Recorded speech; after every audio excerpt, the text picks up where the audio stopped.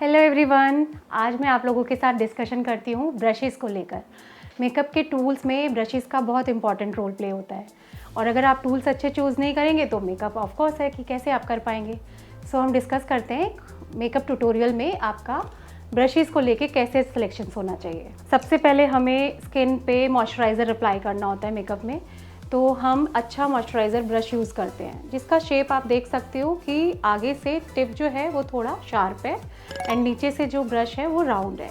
इसमें silicon based brush होता है बिकॉज जो भी प्रोडक्ट आप अप्लाई करते हो स्किन पर वो ऑयली और जेल बेस्ड होता है, तो ऑयली और जेल बेस्ड को सिलिकॉन ब्रश ही पुश कर सकता है आपकी स्किन में, तो इसीलिए हम सिलिकॉन बेस्ड जो है वो मॉइस्चराइजिंग ब्रश लेते हैं एंड उसको हम डाउनवर्ड स्ट्रोक्स में यूज़ करते हैं। सेकंड हमारा जो एप्लीकेशन होता है वो होता है कंसीलर। तो कंसीलर के लिए जो टूल यूज़ करते हैं वो कंसीलर ब्रश यूज़ करते हैं। कंसीलर ब्रश का जो शेप होता है वो पूरा आगे से सर्कल होता है, फ्लफ़ी होता है एंड ये पाउडर और क्रीम दोनों को एप्लीकेशन करने में हेल्प करता है। ये प्रेशर इसका इतना आना चाहिए कि आपका जो ब्रश है वो फोल्ड ज़्यादा ना हो, सिर्फ इतना ही प्रेशर ले जितना हाफ ब्रश ये प्रेशर एग्जैक्ट आप देख रहे हो, फुल प्रेशर लगाने के बाद भी इतना ले पा रहा है, तो इससे प्रोडक्ट जो है वो स्किन के अंदर कंसील हो जाता है, डिपॉजिट हो जाता है, जिससे कि बहुत अच्छी लेयरिंग क्रिएट होती है।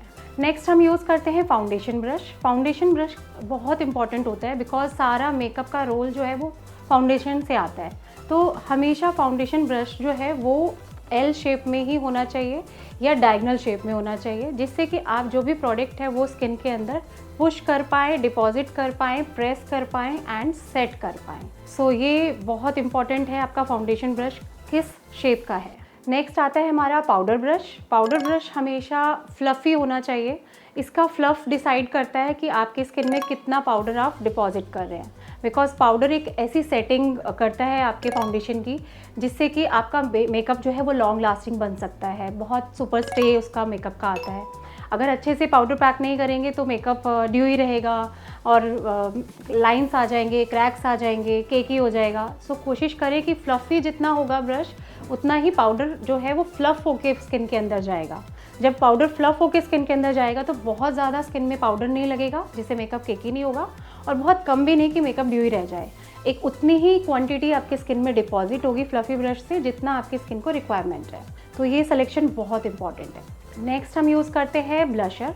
ब्लशर ब्रश भी आपका जो है नीचे से टाइट होल्ड होना चाहिए, ऊपर से फ्लफ़ी होना चाहिए, बिकॉज ब्लशर जो है एक स्मॉल फेस पे भी लगाया जाता है, बिग फेस पे भी लगाया जाता है एंड लाइक आपके हर फेस फ्रेम को आपको ब्लश करना होता है, तो एक ऐसा ब्रश आपको चूज़ करना चाहिए ब्लशर के लिए जिसमें आपका फेस पे बहुत ज़्यादा एरिया भी कवर ना हो, बहुत स्मॉल एरिया भी कवर ना हो, जितना आपकी ब्रश के मूवमेंट आप चाहिए आपको उतना ही आप कर पाएँ।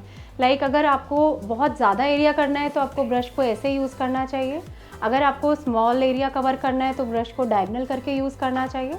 तो ये एक ब्लशर ब्रश की क्वालिटी है कि ये नीचे से टाइट होल्ड होता है, ऊपर से फ्लफ़ी होता है और एरिया वाइज आप इसको मूव करके यूज़ कर सकते हैं। नेक्स्ट हम आई ब्लेंडिंग ब्रश के बारे में बात करते हैं। आई ब्लेंडिंग ब्रश भी बहुत इंपॉर्टेंट टूल होता है मेकअप में, बिकॉज आपके आईज़ भी स्मॉल होते हैं, बिग होते हैं, एरियाज़ जो है डिफरेंट आईज़ आते हैं आपके पास। सो फ्लफ़ी ब्रश होता है, टाइट होल्ड होता है एंड स्मॉल इन साइज़ होता है, बिकॉज ये आपको हर साइज़ पे काम करता है और आगे से बहुत सॉफ्ट होता है, ब्लेंड करने में इजी होता है।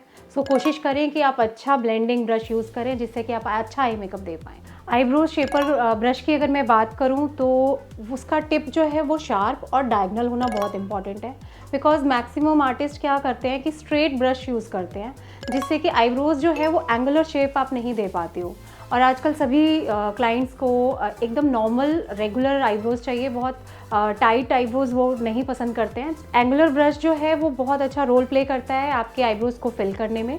सो इसका डायगनल जो शेप है वो आपके एंगुलर यानी कि शेप जो है वो एंगुलर शेप क्रिएट करता है, जिससे कि बहुत अच्छी शेप आप क्रिएट कर सकते हैं और बहुत सॉफ्ट आईब्रोज क्रिएट होती है। सो मेक श्योर कि आपका जो ब्रश है वो टिप से एंगल हो, स्ट्रेट हो एंड प्रेस्ड हो, सो ऐसे सिलेक्शन करना चाहिए। एक स्पूली ब्रश भी आपको यूज़ करना बहुत ज़रूरी है आईब्रोज़ के लिए, बिकॉज आईब्रोज़ को ब्रश करना बहुत इंपॉर्टेंट है। अगर आप आईब्रोज़ को ब्रश नहीं करेंगे, डायरेक्टली कलर अप्लाई करेंगे तो प्रोडक्ट जो है वो ऊपर ऊपर रह जाएगा। सो जितना भी प्रोडक्ट आप अप्लाई कर रहे हैं वो रूट्स में जाने के लिए स्पूली ब्रश का इंपॉर्टेंट रोल होता है। सो कोशिश करें कि एक ऐसा ब्रश सेलेक्ट करें जिसमें स्पूली भी हो प्लस एंगुलर ब्रश भी हो, तो ये बहुत परफेक्ट ब्रश होता है आपके आईब्रोज शेप के लिए। नेक्स्ट मैं बात करना चाहूँगी आईलाइनर ब्रश के लिए। आईलाइनर ब्रश भी बहुत इंपॉर्टेंट टूल होता है मेकअप आर्टिस्ट के किट में। एंगुलर ब्रश होता है एक लाइनर ब्रश के फॉर्म में ही हम इसको यूज़ कर सकते हैं। एक स्ट्रेट ब्रश होता है, इसको भी हम लाइनर ब्रश के फॉर्म में यूज़ कर सकते हैं। आप दोनों ब्रश कोई भी यूज़ कर सकते हैं, बस बेसिकली विंग अगर आपने बनाना है तो एंगुलर ब्रश यूज़ होता है, जिसका एंगुलर जो है वो हमें विंग क्रिएट करने में बहुत हेल्प करता है। आजकल विंग लाइनर्स बहुत ट्रेंड में हैं, सो मेक श्योर कि आप एंगुलर ब्रश से विंग बनाएं, बहुत अच्छा बनेगा। एंड स्ट्रेट लाइनर लगाना है, बेसिक लाइनर लगाना है तो स्ट्रेट लाइनर ब्रश से लगाएं, उससे बहुत अच्छा लुक आएगा। नेक्स्ट मैं बात करती हूँ स्मॉल आई ब्लेंडिंग ब्रश। ये भी बहुत एक इम्पॉर्टेंट टूल है आपके किट में।